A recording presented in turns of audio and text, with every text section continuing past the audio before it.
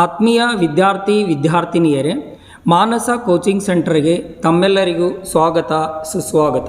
ಇಂದು ಭಾರತ ಸಂವಿಧಾನದ ಪೂರ್ವ ಪೀಠಿಕೆಯ ಬಗ್ಗೆ ತಿಳಿದುಕೊಳ್ಳೋಣ. ಸಂವಿಧಾನದ ಪೂರ್ವ ಪೀಠಿಕೆ ಎಂದರೆ ಸಂವಿಧಾನದ ಗುರಿ, ಉದ್ದೇಶ, ಆದರ್ಶಗಳ ಸಂಕ್ಷಿಪ್ತವಾಗಿರುವಂತಹ ಭಾಗ ಪೂರ್ವ ಪೀಠಿಕೆಯಾಗಿರುತ್ತದೆ. ನಿಮಗೆ ರೈಲ್ವೆ, SDC, FDC ಮತ್ತು CETಯಲ್ಲಿ ಈ ಪ್ರಶ್ನೆಯನ್ನು ಕೇಳಲಾಗಿದೆ. ಈ ಪೂರ್ವ ಪೀಠಿಕೆಯನ್ನು ಭಾರತ ದೇಶದ ಸಂವಿಧಾನಕಾರರು ಅಮೆರಿಕ ಸಂವಿಧಾನದಿಂದ ಎರವಲು ಪಡೆದಿದ್ದಾರೆ. ಜವಾಹರ್ಲಾಲ್ ನೆಹರು ಅವರು ಮಂಡಿಸಿದ ಧ್ಯೇಯಗಳ, ಗುರಿಗಳ, ನಿರ್ಣಯಗಳನ್ನು ಸಂವಿಧಾನ ರಚನಾಕಾರರ ಸಭೆ ಇದನ್ನು ನಿರ್ಣಯಿಸಿ ಇದರ ಆಧಾರದ ಮೇಲೆ ಪೂರ್ವ ಪೀಠಿಕೆಯನ್ನು ರಚಿಸಲಾಯಿತು. ಈ ಪೂರ್ವ ಪೀಠಿಕೆಯ ಶಿಲ್ಪಿ ಯಾರು ಎಂದು ರೈಲ್ವೆ ಪರೀಕ್ಷೆಯಲ್ಲಿ ಪ್ರಶ್ನೆಯನ್ನು ಕೇಳಲಾಗಿದೆ. ಈ ಪೂರ್ವ ಪೀಠಿಕೆಯ ಶಿಲ್ಪಿ ಪಂಡಿತ್ ಜವಾಹರ್ಲಾಲ್ ನೆಹರು ಎಂದು ಉತ್ತರಿಸಬೇಕಾಗುತ್ತದೆ. ಇಲ್ಲಿ 4 ಉತ್ತರಗಳನ್ನು ನೀಡಲಾಗಿರುತ್ತದೆ. ಒಂದು doctor BR Ambedkar, doctor Babu Rajendra Prasad, Mahatma Gandhi ಮತ್ತು ಪಂಡಿತ್ ಜವಾಹರ್ಲಾಲ್ ನೆಹರು. ಈ ಪಂಡಿತ್ ಜವಾಹರ್ಲಾಲ್ ನೆಹರು ಈ ಸಂವಿಧಾನದ ಪೂರ್ವ ಪೀಠಿಕೆ ಪಿತಾಮಹ ಎಂದು ನೀವು ಉತ್ತರಿಸಬೇಕಾಗುತ್ತದೆ.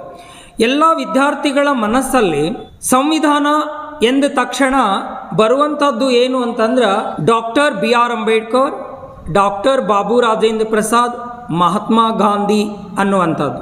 ಹಾಗಾಗಿ ಎಲ್ಲ ವಿದ್ಯಾರ್ಥಿಗಳು ಇದನ್ನು ತಪ್ಪು ಉತ್ತರವನ್ನು ನೀಡುವಂಥ ಸಾಧ್ಯತೆ ಇದೆ. ಅದಕ್ಕೋಸ್ಕರ ನೀವು ಮನಸ್ಸಿನಲ್ಲಿ ಈ ಪೂರ್ವ ಪೀಠಿಕೆಯನ್ನು ಓದಿದಾಗ ಮಾತ್ರ ನಿಮಗೆ ತಿಳಿಯುತ್ತದೆ. ಹಾಗಾಗಿ ಸಂವಿಧಾನದ ಪೂರ್ವ ಪೀಠಿಕೆಯ ಶಿಲ್ಪಿ ಪಂಡಿತ್ ಜವಾಹರ್ಲಾಲ್ ನೆಹರು ಎನ್ನಲಾಗಿದೆ. ಪೂರ್ವ ಪೀಠಿಕೆಯನ್ನು ಕೆಲವರು ಸಂವಿಧಾನದ ಒಡೆಯ ಎಂದು ಕರೆಯುತ್ತಾರೆ.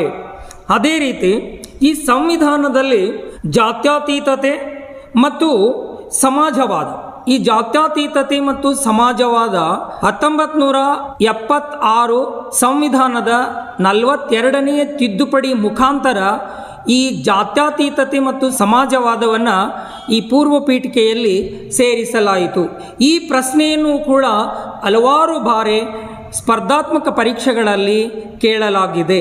ಅಂದರೆ 1976 42ನೇ ಸಂವಿಧಾನದ ತಿದ್ದುಪಡಿಯ ಮುಖಾಂತರ ಸಮಾಜವಾದ ಮತ್ತು ಜಾತ್ಯತೀತ ಎನ್ನುವಂಥ ಪದವನ್ನು ಸೇರಿಸಲಾಗಿದೆ.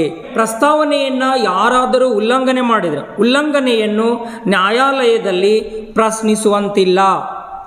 ಈ ಸಂವಿಧಾನದ ಗುರಿ, ಉದ್ದೇಶ, ಆದರ್ಶ ಇವುಗಳನ್ನು ಪೂರ್ವ ಪೀಠಿಕೆಯಲ್ಲಿ ತಿಳಿಸಲಾಗಿದೆ.